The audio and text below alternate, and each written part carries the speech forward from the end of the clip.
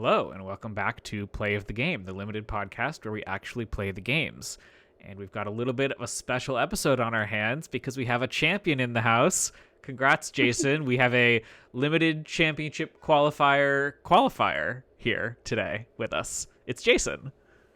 Hello.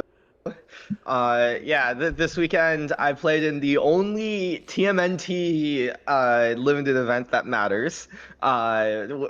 Maybe there's an arena qualifier weekend or something. I don't know. But this was the limited championship qualifier in Richmond. I took a train to Richmond to judge the spotlight for one day, and then on Sunday play the limited championship qualifier. And I ended up winning the limited championship qualifier. I went 4-1. I went 4-1 and then ID'd into top 32 in sealed, and then 3-0'd my draft pod. With not too much difficulty except for this match that we're going to talk about. Yeah. Before we get into that, just giving people a heads up. So we had recorded 3 episodes in a row as our last recording, but this special case intervened, and we are now doing this episode about Jason's win, and so we're going to go over a spot that it faced in the draft. But beyond that, just so if anyone's new and listening to this as their first episode, the way we usually do this is we will link out to, usually it's a 17 lands log. This time it's going to be a image hosted on my Google Drive, and we will link out to that in the episode description. Everyone should go to that image, look at the spot, maybe look up some of the cards on Scryfall because it's a Teenage Mutant Ninja Turtle set. I don't know how many people are actually familiar with all of the cards. I certainly wasn't. And download that spot basically, and then come back and keep listening to the episode and have us go through it. So, Jason, do you want to kick us off with a description of this interesting decision that you encountered? Yeah, I do want to say, I think the Teenage Mutant Ninja Turtle set is actually kind of good. How I'd put it is like, it's as good as a small set could be. It's like, imagine like a set of the quality of Kamigawa Neon Dynasty or OTJ, like something like that. Like it's like a legitimately good set, except it's missing some of the cards, but it like has most of the most important cards, and it definitely is worse because it's missing some of the cards, and also like it has common legendary cards, which is terrible. But like the mechanics and gameplay is great, and if you draft it in with pick one. So in this specific spot, okay, so I'm playing a blue-green deck. One might call my deck a blue-green tempo Ophidian deck, in that it has 3 cards that draw many cards when they connect with the opponent that cost 3 mana. We can show a deck picture later, but for now, I'm playing a blue-green deck. My opponent's playing a black-white deck. This is game 3. So this is in the quarterfinals. So basically the first match of draft. But how the structure works is, in the top 32, you do a draft, and there's 4 pods of 8 for the draft, and the 4 winners of the pods all qualify. So to qualify for the the limited championship, you have to just win this pod at this point, basically. Just trophy a draft. Easy. Yeah. Yeah. Obviously, spoilers, I did win. And this is game 3, so spoilers, I did win this game. Despite the Sally Pride on the battlefield, but we'll get there. Anyways, state of the battlefield. I have 3 islands, 2 forests in play. Notably, I have not yet played my land for turn. I've not included this the played land as part of the screenshot because I do have 2 cards that can draw cards here that in my hand that I'm likely to play. 5 lands in play. I have a Frog Butler that is the 2 mana 1/1 Death Touch mana dork that you can pay to give it reach. It taps for any color, which is important because I have a red spell in hand. I also have Mondo Gecko. That is the mythic Oh, the Scryfall is a little bit cut off, Yeah, it'll be Ryan. fine. Oh, there we go. There we go. Nice. Yeah, This is the actually Mondo better. Gecko is the mythic, 3 mana, 2/3. You can pay one and discard a card to give it indestructible and turn it into a color of your choice. And it has the vivid mechanic, except it doesn't actually have the vivid mechanic. When it deals combat damage, you draw a card. It's equal to the number of colors among permanents you control. So in this case, it would be two, or if it connects, I can like pay one and discard a card to draw three. By turning it into a like non-blue or green color. Um, Finally, I have a bespoke bow in play. This is the equipment for 3 mana that when it enters, you bounce your opponent's, you bounce any non-land permanent, and it equips for 3 to give +2/+1 in vigilance. So yeah, I could equip the bow to attack with Manu Gecko, perhaps. That's a consideration. My hand has 2 lands, an island and a forest, and I have a Stockman Mad Flyentist. That is the land island cycler. That is a 5 mana 3/4 flyer that ETB loots. And I have Manhole Missile. That's the deal 3. You can put a card on the bottom to draw a card. Good old Similar to Volcanic Volcanic Spite. Spite. Yeah. Classic one of in our Otters deck list at 2024 Worlds. Classic March of the Machines card, I thought. Or wait, is it March of the Machines? I think so. That Maybe sounds it. right. Okay.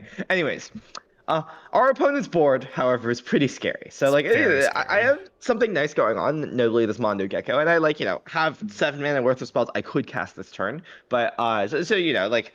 In many states, it would just be like, cast your 5 mana spell and get your 2 mana spell and like be done with it. But our opponent's board being pretty scary makes things a little more difficult. So our opponent has 2 cards in hand, 5 lands in play, just 3 plains, 2 swamps. Oh, sorry.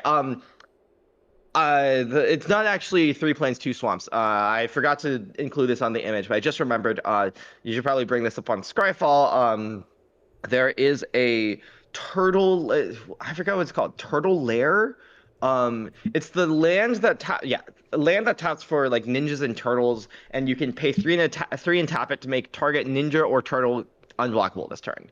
Notably, they have a Teenage Mutant Ninja Turtle in play. So yeah, so they 5 lands in play, 2 cards. One of the lands it can give their thing unblockable if the game for like lots of mana, but the game can go long. They have their Teenage Mutant Ninja Turtle in play is Raph and Leo Sibling Rivals.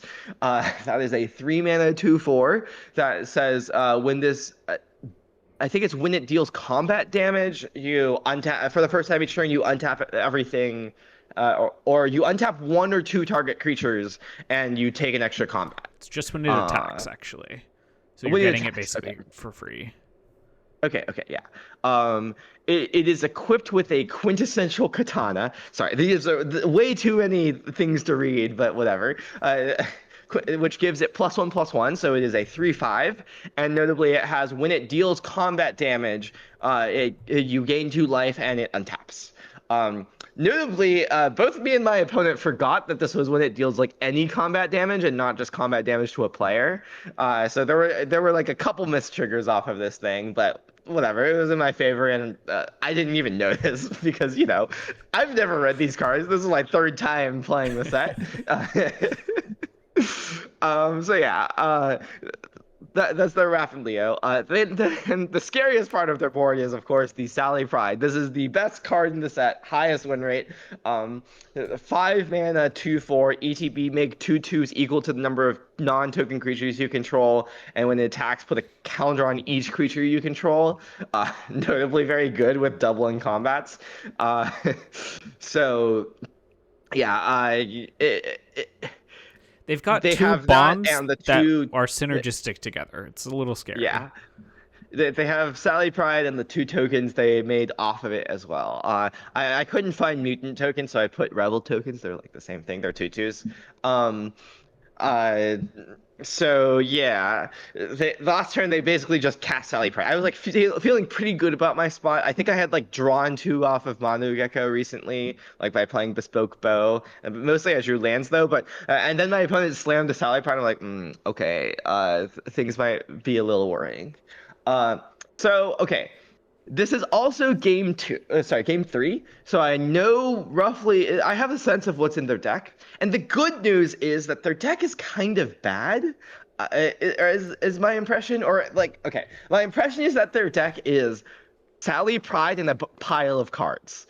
Uh, like uh, like game one, I lost to Sally Pride, and then game two, I easily beat a pile of random creatures. Like they showed me like like I think it was I forget what removal spell it was. I think it was the 3 mana make your move, like kill a large creature or artifact or enchantment. And also in game one, I tried to kill their Sally Pride and they cast Pain 101 on it. And that was they surely taught me the meaning of pain with that play. Uh, so those are like some interactive spells that matter. But like otherwise, they were just playing onto random creatures that don't matter that much. Uh, Pain 101 being the thing that like gives a thing death touch, and when it dies, it comes back. Uh, so yeah. Lots of words. Lots of words. So we have this game state, and yeah, to my eyes, having read some of these cards about 15 minutes before we hopped on and tried to process the game state, it seems like we are pretty behind. At least our opponent's board is very scary, and there aren't any obvious moves that we have to prevent them from having it continue to be scary. So I guess how I would maybe start approaching a situation like this, there are a lot of options. We have access to upwards of 7 mana this turn, which means we can play either of our cards from hand. Either of them could give us access to a new card that we could see that might change some of our decisions. We have an equipment on board. We could equip it to either creature. We have a creature that has an ability, although likely we're not using that, at least in our plan, because for one thing, our mana lines up pretty perfectly such that we can spend 7 of it in different chunks. And so it's doubtful, I think, that we're going to be, activating Mondo Gecko intentionally unless it maybe gets through and we want to draw an extra card or something. But we already have ways to get rid of the cards in our hand. So I'm discounting that possibility mostly for now. We can think about it in terms of like holding up that and to like play around removal or something, but that's a far in the future. Very far in the future. First, we need to figure out what we're doing with our mana this turn. And so I'm just trying to talk kind of the listeners through like how would my brain be trying to simplify and get to a spot where I'm like, I think basically what I'm trying to say is I would try to find the first reasonable play we can make with our turn, and from there I would try to start finding improvements on it. So what I can see right now is we have access to potentially 7 mana. I think I want to spend 5 of that on this Stockman just to continue to develop our board. Maybe we'll change that decision later, but I'm just kind of going with like baseline what is good for us to do. And then this Manhole Missile seems important for either like reducing their creature count on board by 1, because the Sally Pride is going to grow their board way too large if we're letting it be wide still, or potentially getting one of these bombs off the board with like we make an attack with our Mondo Gecko, they block because it seems free, and then we can finish off one of their really impactful rares with our Manhole Missile, for example. So my initial instinct is I want to spend our 7 mana on the 2 cards in our hand. Not revelatory by any means, but now I would try to start thinking through, okay, how does that actually play out in a turn cycle? How would I sequence there? What attacks would I make? And how does this actually look? Can I come up with a reasonable sequence to play out this turn with that would leave us in an okay spot? So I probably would try to start on playing Stockman because it shows us an extra card. It's draw then discard, right? Yes, it's draw then discard. So I would play that, and then I would, see our extra card, but we only have 2 mana, so it's pretty unlikely that it's going to be anything relevant. And do we have attacks afterwards is the question. We could attack with Mondo Gecko, and they would have to block it. Otherwise, we just draw 2. Is that right? Is that how the card works? Yeah, you just draw 2. Yeah. So they would have to block it. They could block it with both 2/2s, in which case we could blow them out with the Manhole Missile. Or they could block it with one of their rares, probably the Raph and Leo, in which case it would die, and then we would finish off Raph and Leo, but we would be tapped out, and they'd be attacking with Sally Pride, growing their stuff, and we would have tapped our Death Toucher, so we couldn't actually profitably block the Sally Pride. Okay, so this whole following through the train of thought of what happens if we just basically cast our 2 spells in hand with our mana this turn is leading me to a conclusion of that line tends to be pretty bad if they just block with their Raph and Leo. There's not a lot we can do that like results in a good spot for us if that happens. That's where my brain's going. I'm literally processing this for the first time live. Yeah. But yeah, I guess like I've talked a lot about it. You kind of explained maybe where you were looking at first. What space of possibilities were you trying to go into? You're forgetting to do one very important thing, which is, and yeah, this is a little harder for you because you didn't draft this deck. But whenever you're like thinking through a line and thinking about playing okay, so this is a situation where like the 2 cards in our hand both draw a card, right? Whenever that's the case, and you're like considering a spot like this where like you'll have mana after playing them, you really need to think about what cards you could draw, especially like when like you're in a spot where it would be really nice to draw like a removal spell here, like right, a removal spell that could kill one of their things. Definitely. So we should look at the deck. Yes. That's very, very important. We definitely should. I was basically processing the spot as it existed, as it lied, and assuming that there weren't super relevant 2 mana cards we could draw. There's obviously probably more relevant. Well, okay, so here's the thing, right?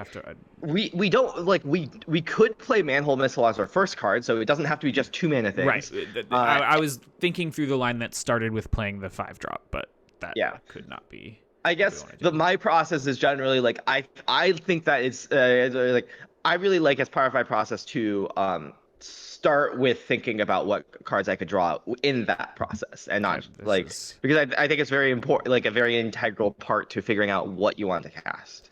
So apologies for everyone. I don't know how to rotate this live, and I feel like we would waste a couple minutes of the podcast trying to do that. So you'll just have to read along with us, and we'll give you the what the cards do. Yeah. Tilt your heads a little bit. Sorry about that. For the iPhone update caused me to fail to remember to figure out how to rotate this. I've now figured out how to rotate images again, but when I posted this, I had spent like 5 minutes trying to rotate it, failed, and I was like, whatever. People can deal with it. Anyways, so the deck, like I said, is kind of like an Ophidian tempo deck, and so there's an April Reporter of the Weird and 2 Mondo Geckos. I'm not gonna read every card, by the way.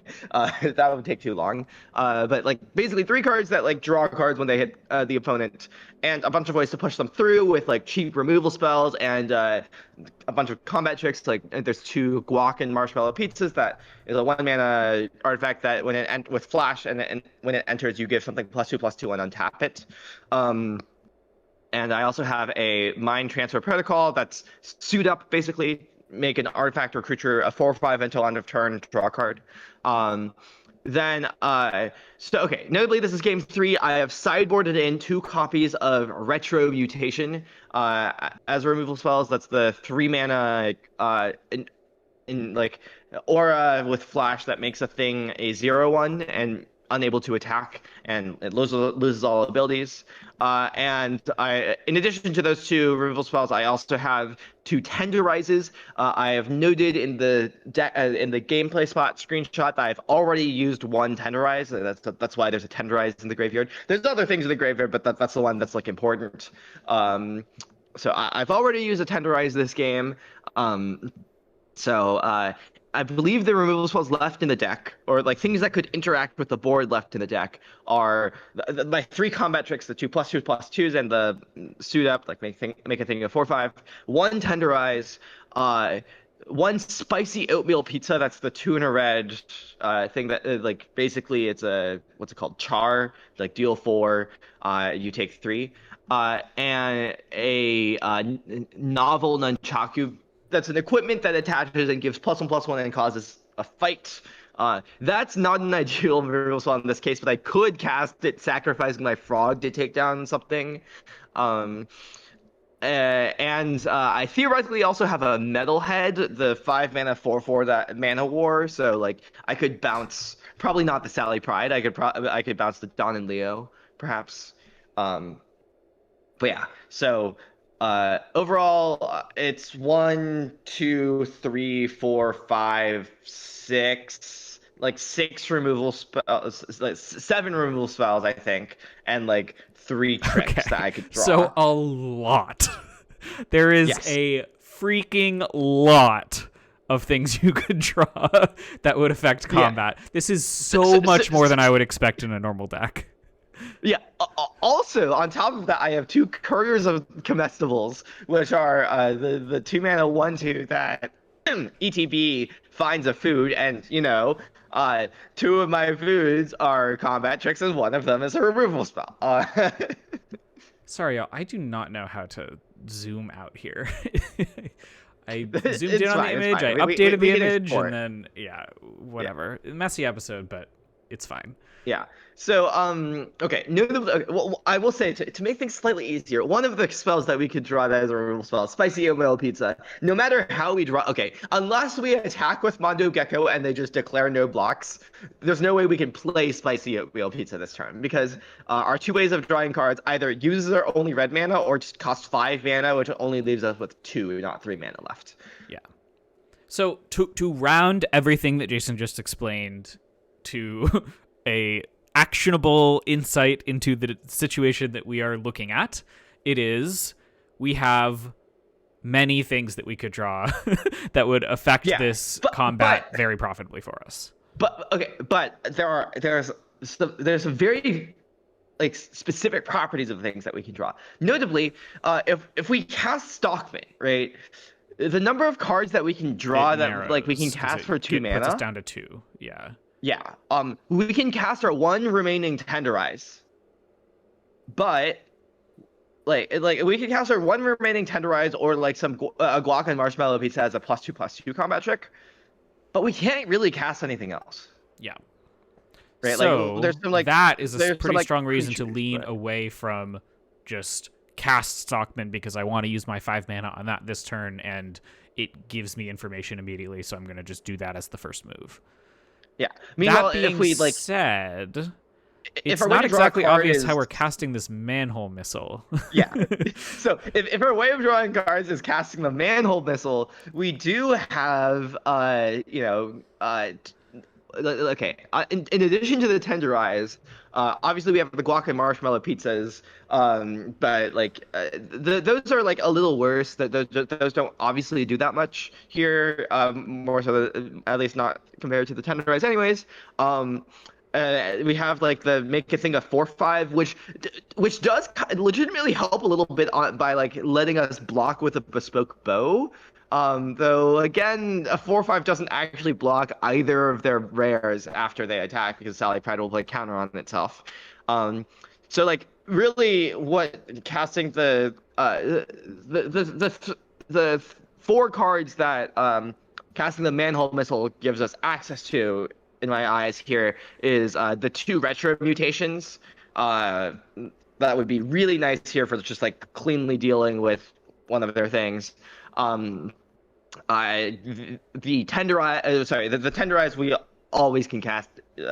So yeah, that's good either way. Or interestingly, the Metalhead. Like we have 7 mana, so if we like draw the Metalhead, like honestly, casting Metalhead and bouncing Don and Leo isn't that bad. Like they still get to attack with Sally Pride, but like we've put a 4/4 on the board at least, and we can like continue to do stuff next turn. Maybe, I don't know. Yeah.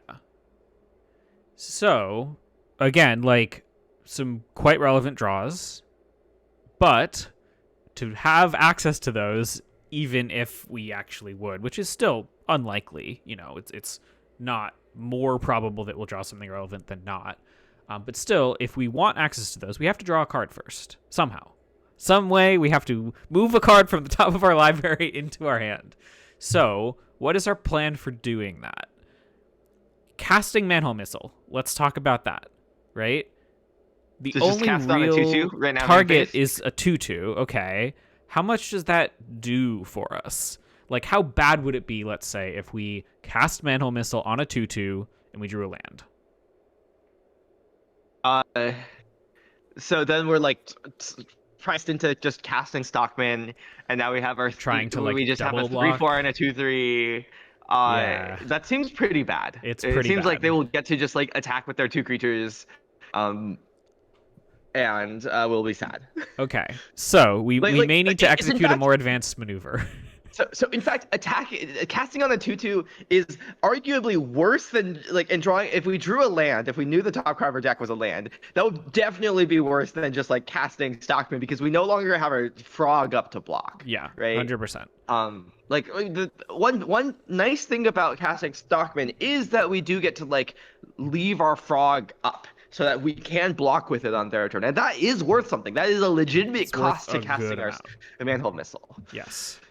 So I think all of kind of this discussion that we've been having is basically trying to figure out, can we have a productive turn without sort of making our opponent make combat decisions, is how I would put it. Where it seeming like sort of face up in terms of cards we can just cast to affect the board, and then stuff they can do on their turn to attack us, continue to like churn through the value on board and have each player be trading off their board material, that kind of thing. We are behind. And so it is not obvious to me that we have plays that are like good and productive without looking at the option of attacking somehow with Mondo Gecko and making them have difficult decisions on how do I block this to not let them draw 2 cards and not like let them kind of turn the corner. And then we do have the tools potentially, depending on what we draw, or depending on like how we use this Manhole Missile and exactly how they block, to start clawing back this board presence and kind of coming back and not letting them use their bombs, just go to their turn, untap with them, attack, get a ton of value. So, all that said, I think we now need to investigate what happens if we equip the bow and attack, which likely means that we're not planning on casting this Stockman this turn. I mean, it would be maybe impossible explain because why. it equips for 3. Oh, it equips for 3. I thought it was 2. Okay. So then, yes, it means it is impossible for us to cast Stockman this turn. So we would be giving up that option, which is meaningful. Like, casting our 5-drop is a really, really viable play, as we've talked about in other episodes, using all of our mana. But it does give us a pretty nice combat that makes them make some very difficult decisions. So we would have a 4/4 Vigilance that is attacking them. What are their most likely blocks into 4/4 Vigilance attacking 3, maybe 4 mana up? You think so? I think double block with 2/2s. I think that's probably true. They just don't want to put their rares in front of it. But like block with 3/5 is also pretty viable, I would say. Yeah, but like, okay, well, I think one thing also to note here is we're at 15. Notably, like if we just didn't block any of their creatures, right? Like if they're just attacking with Sally Pride and Dawn and Leo, that grows to a 3 power and 4 power for the first hit, so that's 7, and then it grows to 4 power and 5 power for the second hit, which is 9. Which is 16 total. Yes. So like just Sally Pride and Dawn and Leo is lethal in one combat step. Yes. Wow. Yeah, that is we haven't like fully processed this yet, but that is lethal. That's true. I mean, we have blockers, right? So, our plan presumably would be to block with our blockers. We know that they do have the turtle hideout, but that's not actually, okay. Get both of them. I might be through in one misremembering. I think they maybe don't have the turtle hideout because Okay. I think that they actually played that later. Okay, so we can ignore that maybe. Yeah. Okay. Yeah, I mean, I think like granted, agreed. We do not want them to go to their turn and just attack with their 2 rares because basically what I'm saying is like. But you're saying they might be able to like sacrifice their 2/2s because the rares will win the game on their own. Yes. Okay. And also like blocking their rares is hard. Like the rares will have 5 or more toughness when they're attacking. Yeah, although So, we have like, a Death Toucher. Well, yeah, but like it does mean that like our frog is a notable, like extremely notable blocker here. Yeah. And that is an argument against casting Manhole Missile. Yeah, this is true. I mean, yeah, so if we attacked with our 4/4, they double blocked with 2/2s, we cast Manhole Missile. That's the line we're thinking through right now, right? We have tapped out. We haven't drawn anything. Oh wait, no, we haven't draw one thing off of the manhole. Yeah. So we're not tapped out, but we have spent 5 mana. We have 2 mana left over. We have a 4/4 untapped, and they have their 2 rares. That is the game state, and we've drawn an extra card off of the missile. Yeah. If we don't draw something that we can cast for like 1 or 2 mana, then we are forced to chump with Mondo Gecko on there. Or actually, no, I guess we can just like block their 3/5 Sally Pride the first time. Yeah. And then we don't have to chump. That's the idea. But yeah. But 1 removal spell and we are instantly dead. Right? Removal spell can kill our 4/4. We die instantly. Yeah. Assuming we didn't draw a relevant spell for 2 mana, but I don't think there are many of those. Like a pump spell wouldn't do it. So that's a little scary. Okay, so here's a framing I wanted to introduce here. Okay. We are notably behind, right? Yes. We are like like Sally Pride. Pretty apparent to anyone scanning this board, I would say. We are notably behind. In order to win this game, we are behind to it. My immediate gut instinct, and like I think something that is probably just true of this state, is that like in order to win this game, we will have to draw well. Right? Like we're not winning the like basically. Or I would say the only other thing is that our opponent could make a bad decision based on like something needs to happen, right? Yeah. Like we need to be the one like answering the question here of like how are we winning this game. It's not gonna just like happen just by like drawing like random cards that like we're not super poised to like incidentally grind this game out or something. Like the next turn is going to be super pivotal. If the top card of our deck is a land, we're like in a pretty bad spot. So okay, if we compare like the equipping bow plus playing Manhole Missile line to the like playing Stockman line, they both cost 5 mana, so they're both like drawing towards the same things, right? Roughly. And I mean, one of them is a little more flexible because maybe the opponent chumps with a 2/2, and then we are leaving up our Death Toucher and leaving up Manhole Missile and not doing anything else on our turn. Well, I mean, Stockman also playing Stockman also leaves up the Death Toucher.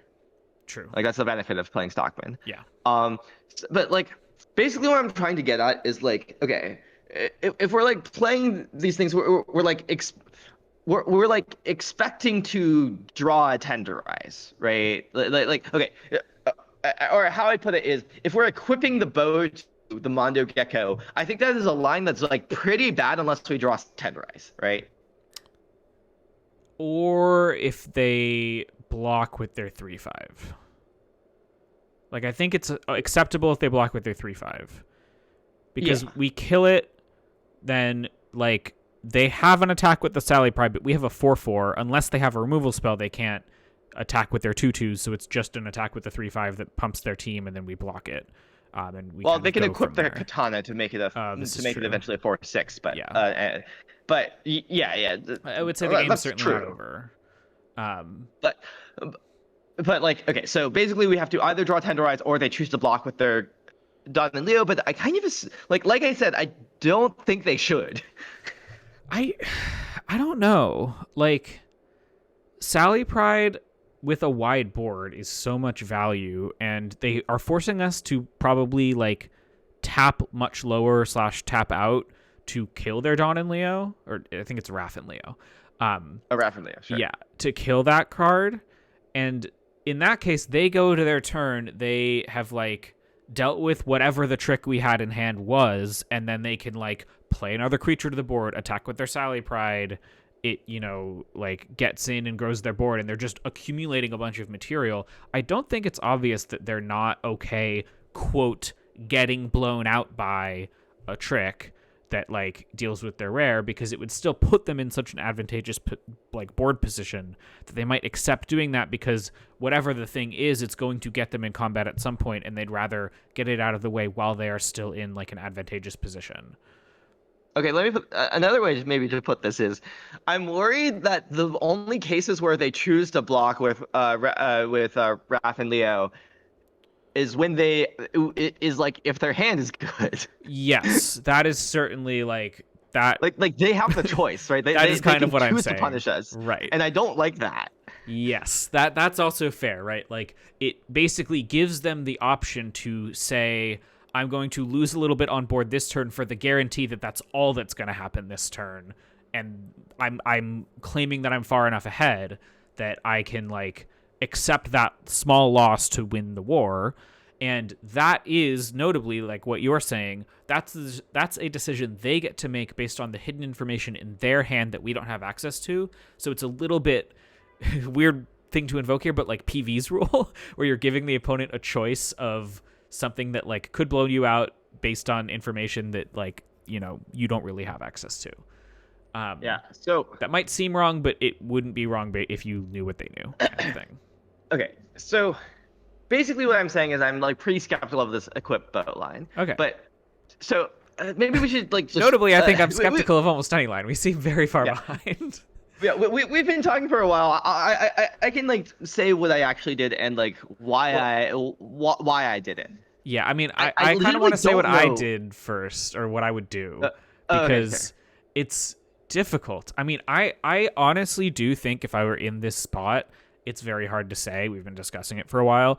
I think my like 30-second processing would get me to equip bow, attack with Gecko, and give them a tough combat decision that I can come out of this combat with profitable board impact in some way.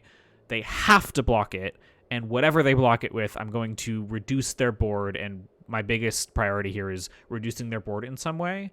And then like if they don't do anything, they just like chump with the 2/2, then I'm still in a fine position on blocks because I have the missile and I have my Death Toucher still. So like either I'm reducing their board or I'm continuing to present good blocks and reducing it by a little. And like that seems like if I only have 30 seconds to a minute to think about this, a good enough try to claw back in the game line. So that's me saying what I would do if I like realistically faced this situation.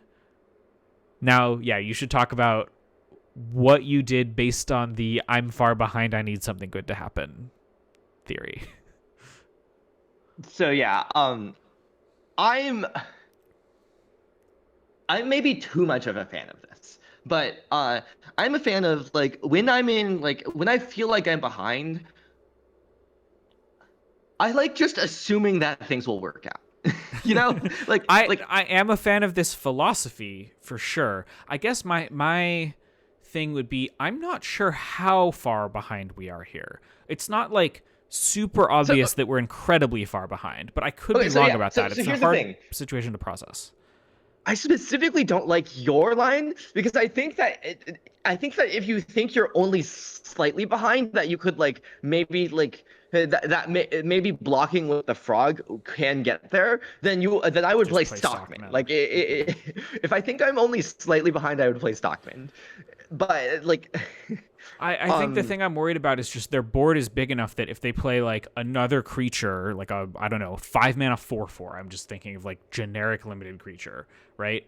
And then we've played Stockman. They just attack us with their Sally Pride. We trade it for the Death Toucher. We don't actually have good blocks for like the other stuff really. Like well, okay, Wrath and Leo. So theoretically, like, okay, so here's the thing, right? And maybe I'm talking myself into playing Stockman being the right play. But let's say they just like play some creatures pre-combat, and then they after we play Stockman and we play land and pass, then they go attack with Raven Leo and Sally Pride, and then we just go. We can go. Well, like probably they're not attacking with the 2/2s now 3/3s because we have a 3/4, but Yep. we can go. Stockman on Sally Pride, 3/4 versus 3/5. They bounce. 1/1 Death Toucher on Raph and Leo. Manhole before damage. Manhole Missile your Sally Pride, and so the Sally Pride dies, and then we just get their both of second their arrows combat, off the like, board. Yeah. their second combat they could attack with their 3/3s now because we do have like there is damage now on But our that's Stockman. fine. I mean, getting both their arrows off Yeah. the board is a completely Yeah. fine outcome So for that combat. so like even if we take like, some like, damage. like I said, if we think that we're not that far behind, like And to be clear, like, sort of think we're not that far behind kind of roughly translates to they don't have a removal spell. yeah, and also we think we can beat them having like 2/3/3s and like so that situation is kind of nice in that we get both of the rares off the board, but we did let them get a Sally Pride trigger, so they'll have 2/3/3s, and like we're imagining they've like played out like we imagine their hand is something, right? Maybe their hand is lands, but like we can probably beat lands in most cases. But like let's say that they have like 2/3/3s plus an additional creature that has a +1/+1 counter on it, and we'll have remaining our like Gecko and our 3/4 and our bow and like whatever cards we draw. Yeah, I don't know. Okay, you should just talk about what you actually did. What I actually did was I just went to combat and attacked with Mondo Gecko. Whoa. Interesting. Okay. I don't know whether this was correct. So my reasoning was, okay, so if they block with Sally Pride, they're not gonna block with Sally Pride. Like blocking with Sally Pride would be like unhinged here. Like because yeah, just a simple +2/+2 trick is like great for you. Yeah. I've like shown them tricks, and like blocking with Raph and Leo with... seems the most hinged to me. Yeah. They can block with Raph and Leo, but basically my thought was, if they block with Raph and Leo, I'm like fine killing their Raph and Leo and then like playing the Stockman. Yeah, I can see and, like, that. I guess. Like it's not that much worse than just casting the Stockman in the first place, right? So, like I'm down a Mondo Gecko, but also I get one more look at like playing something other than the Stockman that might be more impactful. And like I'm just valuing that look more. Like it's also the insight here is basically that like specifically the equipping the equipment I was gonna say, but that is confusing language. The equipping of Bespoke Bow, the most that gets us, if we assume that they were not blocking in any case with Sally Pride, is that our Mondo Gecko would live through the combat with Raph and Leo if we finished off Raph and Leo, if that's how the combat went down. But we would not get to play our Stockman. So it is basically saying, like, if exactly this is what happens in the combat, I'm comparing whether Mondo Gecko lives or dies to being able to cast or not cast Stockman, or X better card that we draw off of the. So okay, the other thing is that like the Gecko would have vigilance if you equip the bow, which does matter a little bit. Yeah. It could block, but like in other cases, Stockman like the Stockman can block, right? So yeah, basically we're kind of assuming that whether or not we would equip the bow, the Mondo Gecko is not going to be blocked by Sally Pride. So it's really like the case of being blocked by Raph and Leo or being blocked by 2/2/2s. If we equip the bow, theoretically they could try to go block with Raph and Leo plus a 2/2. And honestly, that actually makes the attack even more awkward because they still get to like kill our Gecko because we want to finish off Raph and Leo, not kill a 2/2, right? So in fact, that makes me even lower on equipping the bow. But basically the difference is whether or not Mondo Gecko is untapped versus dead, but we versus us getting to cast Stockman or whatever we draw, right? Yeah. So yeah, between that and like I just thought I was just thinking like, oh, okay, I just feel like I'm behind if the top card of my deck is a land, basically. Like I feel like I like want to kind of like it's not exactly that. We're not like literally that we have like if we like took the play Stockman line, we'd be completely fine with drawing a land as long as the like next As long few as they cards are have good. like not really anything super good, but Yeah, it's and somewhat likely that also they might. yeah, and also we want our next few cards to be good, right? Like Yeah. we want to draw a spell to do next the turn after in order to like you know be able to beat these like 3/3s and such. Yeah, so that was that.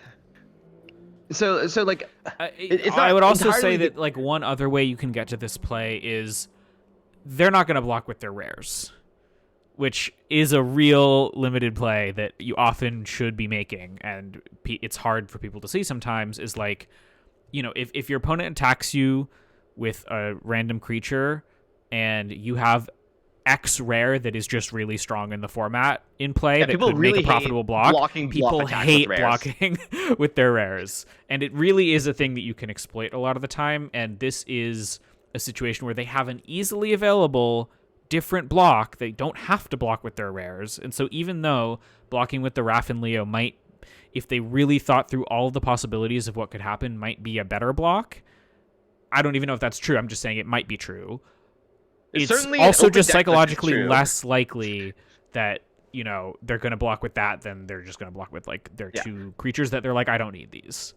So, if this were open deck list against someone who like I like against someone who I expected would like take advantage of open deck list and like know what tricks I'm representing, um, blocking with a Raph and Leo on Armando Gecko is even better because like most of the tricks in my deck make Mondo Gecko a 4/5. Yeah, right.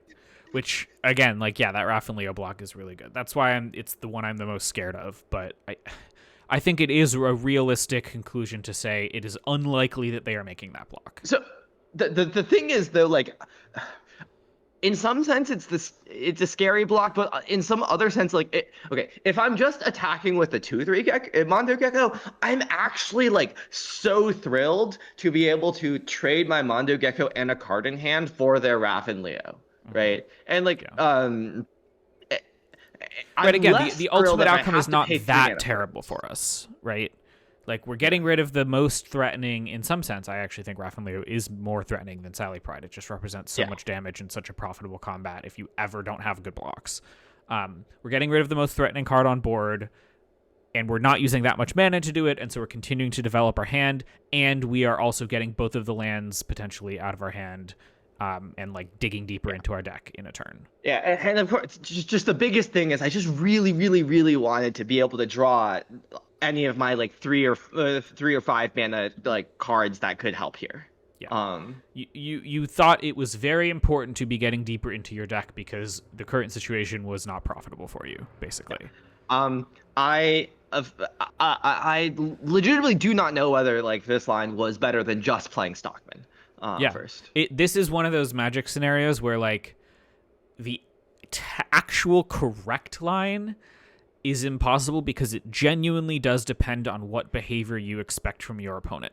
And the read of the opponent in the situation of which block are they likely to make, what are they going to value, what happened in our previous games, what level of experience of limited player they are, actually is a very, very, very relevant variable to the decision that you make. It is truly a vibes intuition thing, not to a full extent. Like, you still have to make all these evaluations of which plays actually benefit me in terms of the resources being exchanged in the actual board state that it ends up in. But this is the part of Magic where predicting the behavior of your opponent is a real relevant variable, and that is not a computable variable. Yeah, so I will speak a little to that. My vibes were that they were not going to block with their rares and they were going to double block, and I liked the fact. So one of the reasons I made this play was that I liked the fact they were going to double block because I thought that like taking 2 of their creatures off the board was going to be good. Um, thinking back on it, I did make an error in judgment there though, because I failed to understand just how scary Wrath and Leo plus Yeah. Sally Pride My on their instinct own also are. was like I'm so scared of a wide board with Sally Pride that yeah, getting two bodies off of their board is really nice, but the I'm no more longer you've been convinced that talking about it that's the this case. time, Yeah. right, like they're actually kind of more threatening. Just the Raph and Leo on its own is just more threatening than the two twos. Yeah, Um, that's a like hard thing to get to with limited intuition because two bodies are just basically, usually really strong, especially when you have a mass pump effect.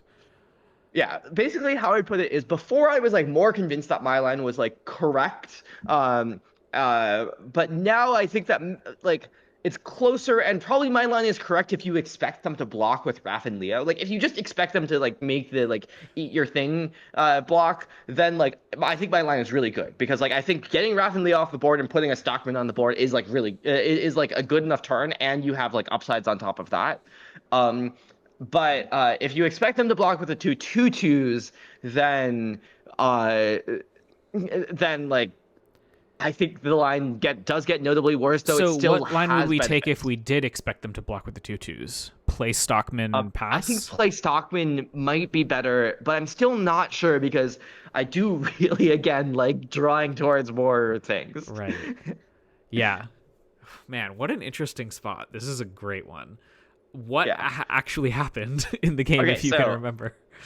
I attacked with my I attacked my Mondo Gecko. They double block with their tutus. I cast Manhole Missile on one of them. I put a land to the bottom. I drew Drew your. Tenderize. Nice. There you go. Um, Okay. It's just that yeah. easy. I tenderized the wrong creature. I tenderized Sally Pride. I should have tenderized my Raph and Leo. Huh. It's fine. I won anyways. Do you think it actually is like right to tenderize Raph and Leo, even though Sally Pride, like, they just play more creatures and it grows them? Like, either one can be blocked with the Death Toucher, right? So why did that end up feeling incorrect, I guess? Oh, okay. Okay. Whether it was incorrect depends on whether there actually was a turtle lair in play. I Okay, forget yeah, whether that's it was actually in play.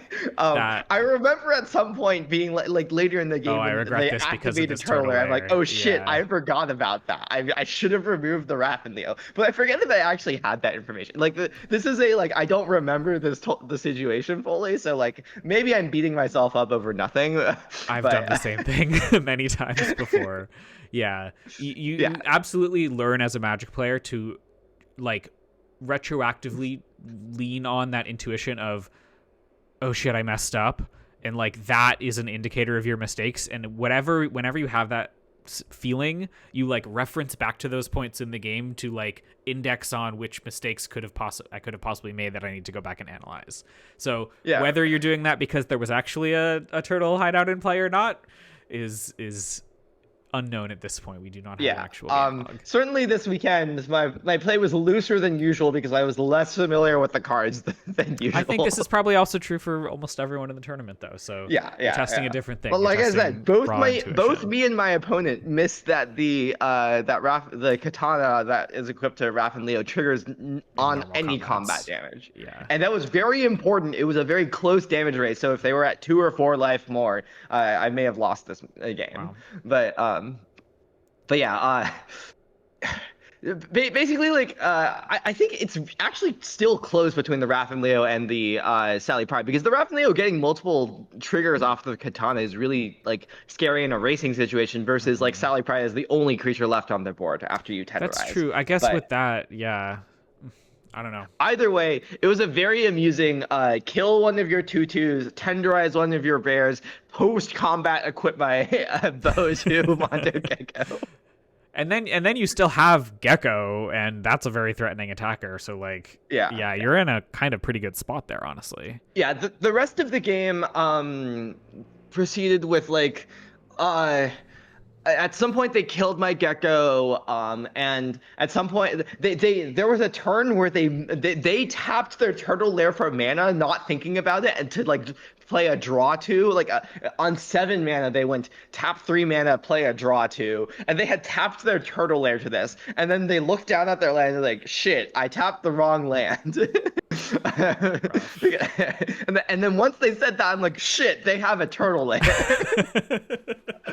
That's funny. That's one where like you can't let them take it back because they've seen extra cards. Like, yeah. But but it ended up being a very close damage race with them smacking me for 6 with 4 lifelink every turn because of like that's what Raph and Leo does with the katana unblockably.